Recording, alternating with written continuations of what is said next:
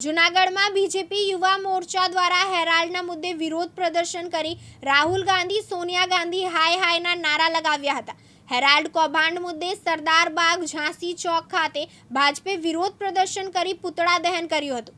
શહેર પ્રમુખ ગૌરવ રૂપારેલિયા તેમજ કાર્યકર્તાઓ અને આગેવાનો મોટી સંખ્યામાં ઉપસ્થિત રહ્યા હતા। આજરોજ ભારતીય જનતા યુવા મોરચો જૂનાગઢ મહાનગર ખાતે જે અત્યારે ચર્ચાએ જે કેસ છે ઈડીમાં, જે નેશનલ હેરાલ્ડ કેસ, તેમાં જે મા દીકરાની પાર્ટી એટલે કે કોંગ્રેસ પાર્ટીમાં જે સુપ્રીમો છે સોનિયા ગાંધી અને રાહુલ ગાંધી, તેના વિરોધમાં આજે ભારતીય જનતા યુવા મોરચો જૂનાગઢ મહાનગર તેમજ ભારતીય જનતા પાર્ટી દ્વારા વિરોધ પ્રદર્શન કરવામાં આવ્યું હતું।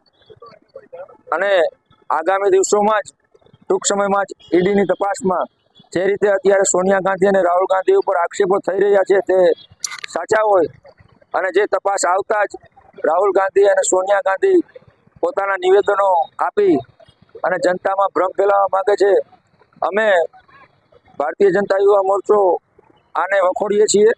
તેમજ જે નેશનલ હેરાલ્ડ કેસ છે તેમાં તે મા દીકરાની સંડોવણી પૂરતી રીતે છે, જે ઈડીની તપાસમાં પણ અગાઉ પણ પુરવાર થયેલું છે અને કોંગ્રેસનું હંમેશા ભ્રષ્ટાચારી વલણ એનો અમે વિરોધ કરીએ છીએ। અને આ ભ્રષ્ટાચાર કોંગ્રેસના સમયમાં જ થયેલો હતો। ઈડીનો જ્યારે આ કેસ થયો હતો નેશનલ હેરાલ્ડ કેસ, તે પણ કોંગ્રેસ સરકારના સમયમાં જ થયો હતો અને કોંગ્રેસ પાર્ટી હંમેશા ભ્રષ્ટાચારને જ આધીન રહી છે।